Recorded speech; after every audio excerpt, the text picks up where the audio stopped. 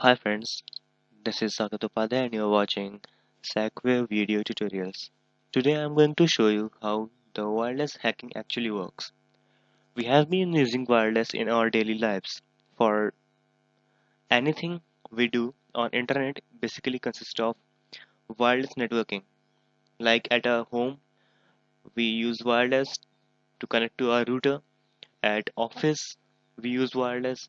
But the most vulnerable place in the world is the open wireless. So, how does a hacker can hack the wireless system and gain your private informations and use it for himself or depends on the hacker actually. It's white hat, black hat or gray hat.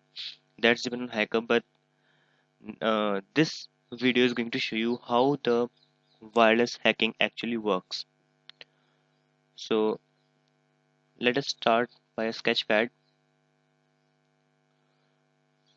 I am now drawing line uh, to differentiate between your service internet provider, your home, and a hacker. Okay, so these are the lines. This area is your internet provider. This is you. That means you, me, anyone else. And here is a hacker setting.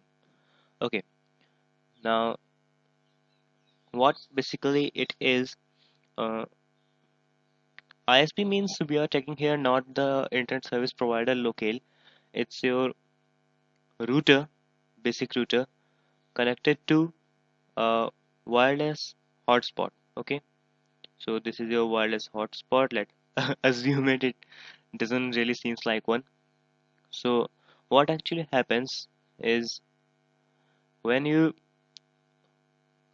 take your mobile out, this is your mobile. Okay, that's not seem to be a good, but assume that this is a mobile and you connect to a Wi-Fi. Okay, so what happens really is your mobile sends a package to the router and router sends the package back to the mobile asking for password, anything you want to connect. If it is a safe password, it will send the packet with password. So it is P1, that's packet 1, and it is P2, that's packet 2. Then when the router, that this router receives the packet, it sends the packet back containing the information for is the connection available or not to your device. Then your device accepts that connection, reads that package, and work accordingly. If connection is available, it will connect to the modem and you will have the internet connection. But there is a glitch between this. As you know, these packets are transferred in air, right? These packets are transferred in air. So the packets uh, are transferred in air. That means that anyone can receive the packets if they know the addresses, or anyone can uh, send the packet if they know the addresses. So here comes the term hacking. What hacking actually means. Suppose that this is your router, this is your mobile, and this is computer setup of a hacker, and it's his router and his Wi-Fi adapter. Okay, we are going to show adapter like this. This is his Wi-Fi adapter. What happens is when he turns his interface in monitor mode, all the packets in surrounding are received by the hacker. So when your modem suppose sends you back the signal it actually reaches you and as well as all the devices in the air which are receiving the signals. So this is you and this is the hacker. What actually happens is the modem which you are going to connect to sends some specific information such as BSS ID, that broadcast ID, ESSID, that's the name of Wi-Fi you see, and MAC address. Sorry, that's MAC, means machine access code or MAC address. Whatever you see, this MAC address is very important for the device to connect. Your mobile has different MAC address, so let it be MAC 1 and this is MAC 2, and here we go for the hacker. It's MAC, let us take it 3. It's MAC 3, it's 3, okay, it's 3. uh, so when your adapter sends the signal, it receives the signal and then send you back. When your mobile sends the signal, uh, so let's show it with different color. It's your mobile now sending the signal back to your wireless router. It spreads the signal around the air and some signal gets in contact with the hacker.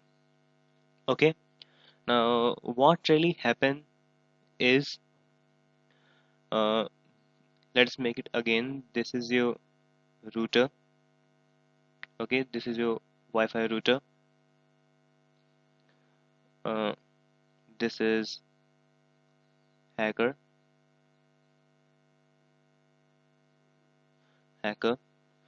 and the green dot means the innocent people. It's you. Okay, that's you. Yes. So when your Wi-Fi adapter sends signal to broadcast it, it is called wireless broadcasting. It has specific channels, say channel 1, and your mobile should accept all channels from channel 1 to 11 to connect to the specific channel. So hackers do first thing, they identify the channel. So here we get the channel 1. Okay, this is information what we are getting from a hack. So let's keep it in a separate box. First of all is channel. Channel is 1. Okay, then the next thing that the router say is, I said BSSID, BSSID, and ESSID, ESSID, and MAC. They have different MAC, I have told you before, but these are things that as a packet, as a whole, are sent to your device. And your device in turn, this is your device, it in turn sends the same signal with its own specifications like device MAC, so that wireless router can access or grant the internet connection to that device. Now what hacker does, first of all he collects all the information like channel, BSSID, ESSID, and MAC. Now make a packet of this and he send out the authentication signals to de-authenticate you from the router. It can be both ways. It can send to your device, it can send to your router, but the most effective way is to send it to the router. So it sends that de-authentication signals to the router, and the router identifies the de-authentication signal as this device, means your device is sending deauthentication signal to the router. So actually what it does, it blocks down, means this thing, the whole router blocks you down, means this is not going to work anymore. This is just a junk now. Um, and your device is now not connected to the internet, and but it is still trying to connect to internet. That's you, okay? And now that's a hacker device. You see, now that's the modem has changed. Means your device now cannot connect to. Your device cannot connect to the default modem it was connecting to. So it is not available now. It is now try to connect any other with same MAC address, same BSSID, same ESSID. So now what hacker do is change its ESSID, BSSID, MAC address to that of this original adapter. So it means that it copies all the data to itself. Now this is the hacker's router, but it seems to be the original router. If you see it from your mobile, you cannot identify the difference. But one thing in common, uh, three things in common: the ESSID, BSSID, ESSID, BSSID, and MAC. One thing is not in common. Yes, we cannot copy everything from the router. So one thing that is not common is the most thing making whole wireless network secure. Guess it? Yes, it is password. It is password. So the password of original router is not carried on or copied because we can't crack it right now. So it is not carried out here. Now, uh, your device think this is the original router and sends the signal to connect to. Says, hey, you connect me, okay?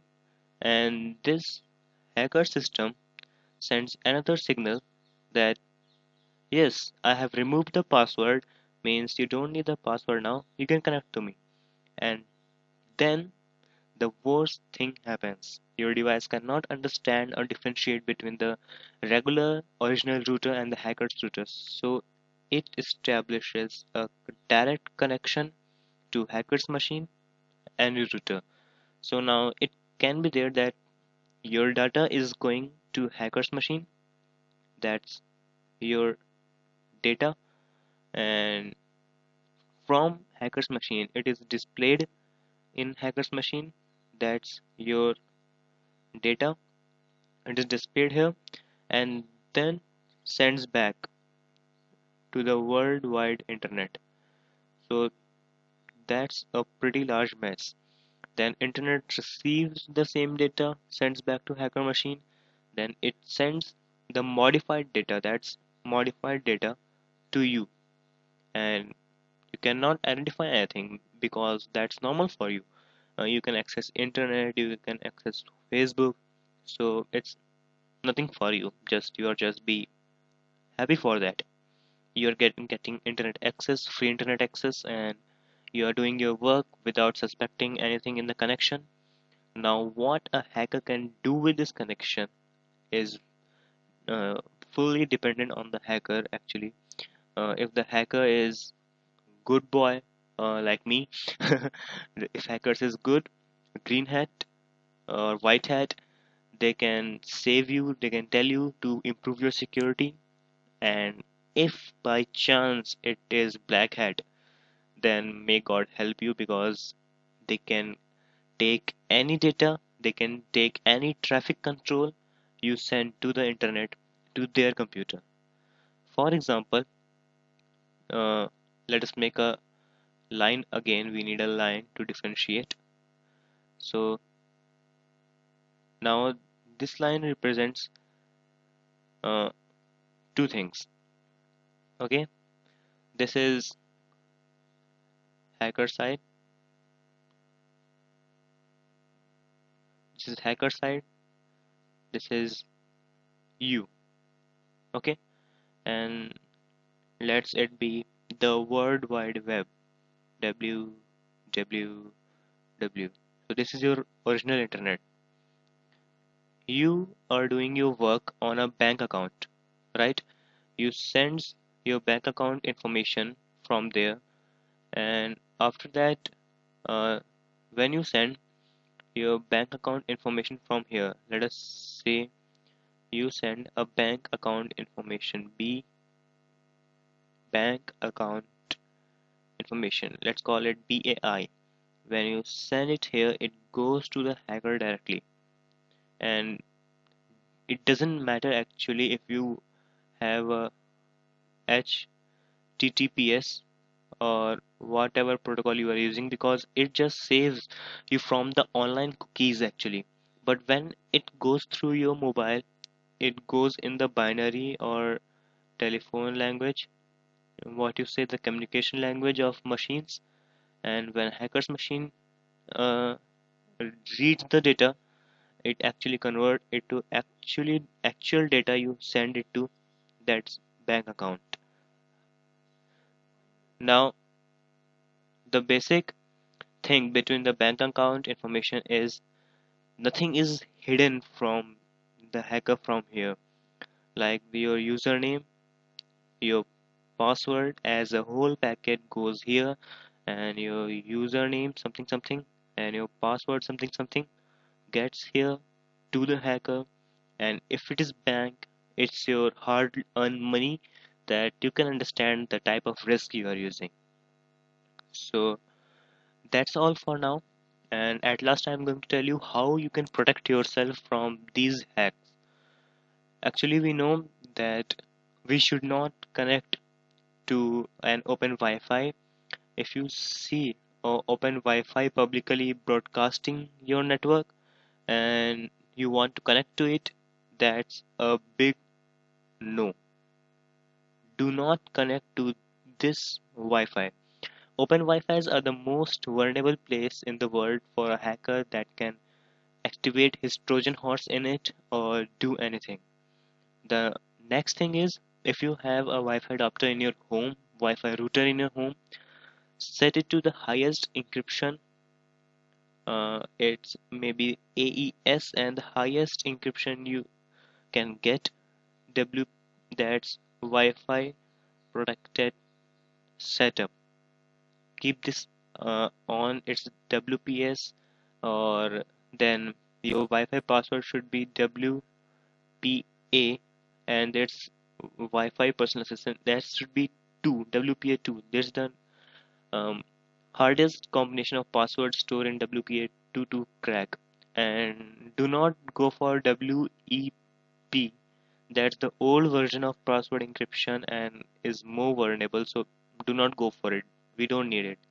You should go for WPA2 Wi-Fi settings and set password encryption to AES and what 2 cents more. And one more thing, set the channel. I have told you at first that channel is also encrypted. So set the channel uh, not fixed. We don't need set it to 0 to 11 random. Set it to random channel. It should be random, because if it is permanent channel, attacker can get back to your machine using the specific channel. So you should use the random channel so that every time you connect your Wi-Fi device, it should send a different channel on different packets. Like for example, if you use the same channel for a long time, say this is channel 1, this is channel 2, this is channel 3, it's channel 1, it's channel 2, it's channel 3. When you send the same traffic over the same channels, like for you are using a permanent channel, that's permanent channel, channel 1, you are sending all the traffic through it to your mobiles and receiving all the traffic vice versa. And if a hacker can establish, we are representing Hacker by Brown, if a hacker can establish a connection between this, so it's a major risk to your privacy.